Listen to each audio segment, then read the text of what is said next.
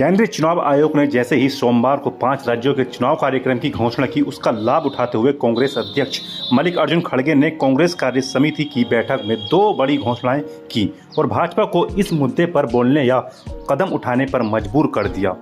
उन्होंने कहा कि कांग्रेस को अगर केंद्र में सत्ता मिली तो वो ओबीसी महिलाओं को आरक्षण देगी और देशव्यापी जाति जनगणना कराएगी। ये 2 ऐसी घोषणाएं हैं जिनसे भाजपा दूर भाग रही है।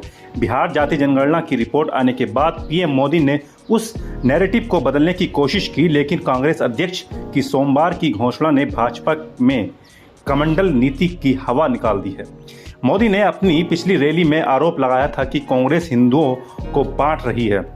वहीं दिल्ली में चल रही CW बैठक में अपने भाषण के कुछ हिस्से को खड़गे ने एक्स ट्विटर पर भी शेयर किया है।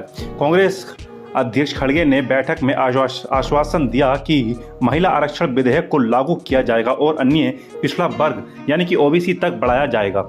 खड़गे ने लिखा, हम 2024 में सत्ता में आने पर ओबीसी महिलाओं को आरक्षण देने सहित महिला आरक्षण को लागू करने का संकल्प लेते हैं। हम देशव्यापी जाति आधारित जनगणना, प्रभारी सरकार कार्यक्रमों और कल्याणकारी योजनाओं को लागू करेंगे। वहीं खड़गे ने प्रधानमंत्री नरेंद्र मोदी को हिंसा प्रभावित मणिपुर से गैर मौजूदगी की भी आलोचना की। खड़गे ने कहा कि मोदी आगामी राज्य विधानसभा चुनाव से पहले विभिन्न राज्यों में जा रहे हैं, लेकिन मणिपुर के लिए समय नहीं है। खड़गे ने लोगों से प्रधानमंत्री द्वारा फैलाए गए फर्जी बयानों का मुकाबला करने का आग्रह किया। उन्होंने कांग्रेस नेताओं से कहा, मणिपुर में प्रधानमंत्री जी की अनुपस्थिति चुनाव वाले राज्यों में उनकी लगातार यात्राओं के बिल्कुल विपरीत है। आने वाले दिनों में कांग्रेस पार्टी पर उनके झूठ से भरे बेबुनियादी हमले और बढ़ेंगे। ये आवश्यक है कि हम इन झूठों का प्रतिकार करें और अपना स्वयं का संवाद बनाएं। वहीं कांग्रेस अध्यक्ष ने सत्तारूढ़ भाजपा की भिजानकारी रणनीति और स्वायत्त संस्थाओं के दुरुपयोग पर भी कटाक्ष किया। उन्होंने भाजपा को लोकतांत्रिक स्थिरता के लिए खतरा बताया।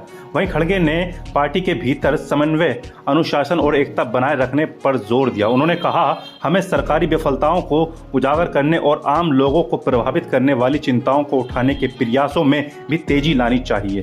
कांग्रेस प्रमुख ने कहा, 2024 में हमें एक ऐसी सरकार स्थापित करने का प्रयास करना चाहिए जो इन गंभीर चुनौतियों का समाधान करे और हाशिए पर हम रहने वाले लोगों, युवाओं, महिलाओं, किसानों और मजदूरों के सपने को पूरा करे। इसके साथ ही हमें लोगों की आवाज़ के प्रति सचेत रहते हुए महंगाई और बेरोजगारी जैसे गंभीर मुद्दों का समाधान करना चाहिए।